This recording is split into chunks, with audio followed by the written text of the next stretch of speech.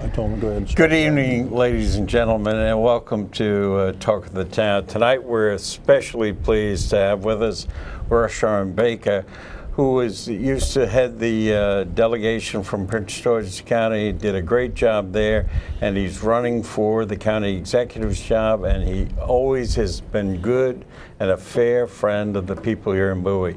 We're also, as usual, lucky to have Mayor Robinson here, who complained about getting only 88% of the vote in the last election, but in these last two times in the list, the political list, Mayor Robinson was able to put together an 83% vote rate.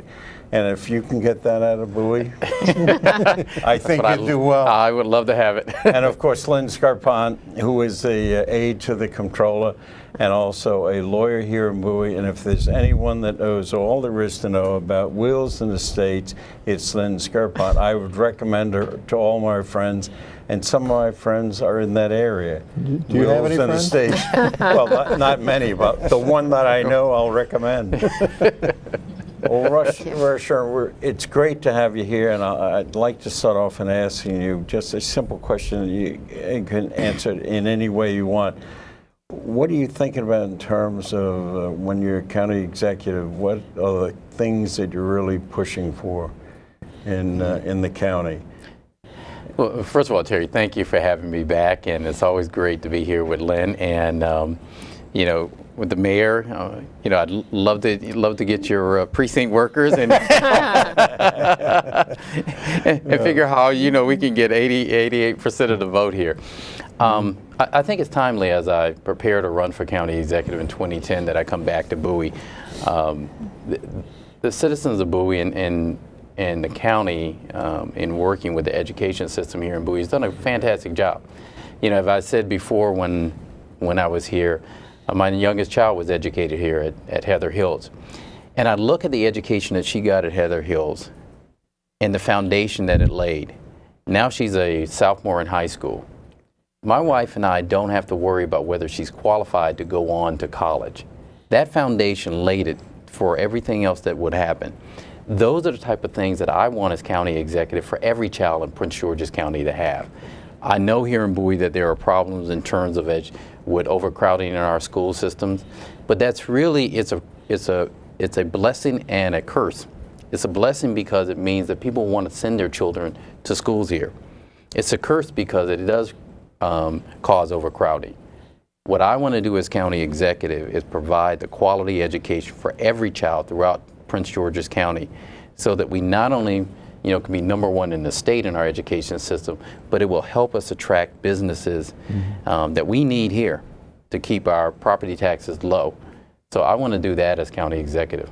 Great. Lynn, do you have something you'd like to ask Rushern? It strikes me why anyone would want to be county executive, especially in these economic times. Things are tough. Things are really tough, statewide, locally, in the city, in the county. Given our tax limits, how do you think you can handle the economic crisis we're in? Okay, I just heard my wife say he's resigning, he's not running. No, I think you are right, and for me, that's one of the reasons I want to be county executive. We are in really tough fiscal times. As you said, the state's in the worst shape I've ever seen it. The county is doing actually better than most counties, but still bad. And the federal government is in bad shape. And having spent 4 years on appropriations, I know what it's like to fight for limited resources in a tough budget year. But that is why we need a county executive that understands how to get resources out of Annapolis, how to take the power that we have as the second largest delegation in the state and to use that to bring back those limited resources to Prince George's County so we can improve our education system, so that we can improve public safety, so that we can go after federal dollars. These are the times that we need to use all of the resources and talent that we have.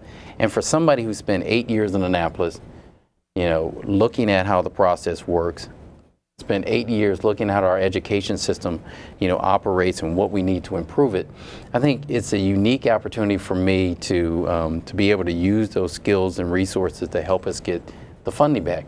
The other thing is, I said to folks, because I was in Annapolis so long ago, and I'm so old now, that there is no one who's in a major leadership position in Annapolis, either on the House or Senate side, that I don't personally know or didn't come in with me when I came to the legislature. And just think, that's going to be the most important thing as we compete with Baltimore City and Montgomery County and Howard County for those limited resources, is to have someone who can not only bring a team of people to help them in Annapolis bring back the resources, but to be able to go up there and immediately step in with respect of those people who serve in Annapolis and bring those resources back. So I look forward to the challenge of helping this county. Great. Fred? Let me be the parochial guy here, okay? Oh, no. No, I agree with Lynn. There are clearly some overreaching challenges for the next county executive in terms of financial issues and structural issues and deficit and all that, and dealing with the state and the county. On a more localized issue, some of the things that are clearly important to the Bowie resident. Bowie residents, obviously, is our long-standing relationship with the Park and Planning Commission, and particularly in areas of land use and land use authority, decision-making authority.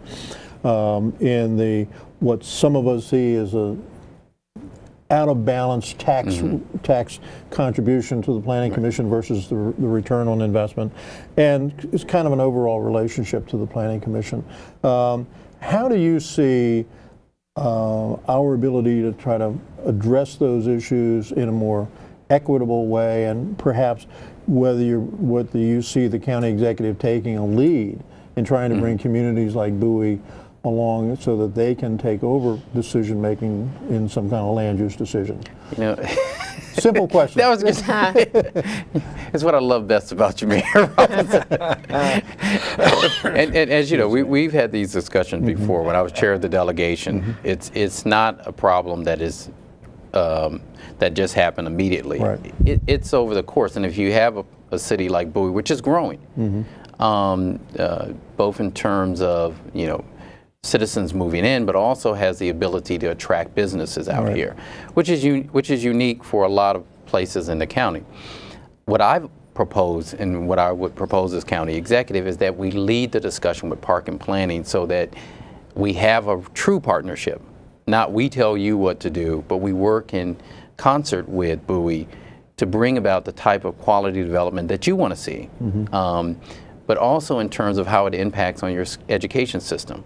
Because the way that you get folks to move out to Bowie is to have a quality and first-rate education system, but if it's overcrowded, then no one wants to come here. If, in fact, citizens of Bowie, are putting money into the county coffers, and you're receiving less services back, then that makes people feel like, why are we doing this? It's like the police force. One of the reasons that the citizens of Bowie have a police force right now is they felt the response time, and they were right, the response time to Bowie was not what it should be. And therefore, given the fact that this is, the largest city in Prince George's County, or the second largest? It's the largest in Prince George's, and we're the second, third largest city in the state now. I thought so. So it's very, and by population, we're now larger than 8 of Maryland's counties. I knew that was going to come. Yeah, that was coming. But it means that it's very important to the growth of Prince George's County. Correct. And so therefore, that's the thing that we try to get across.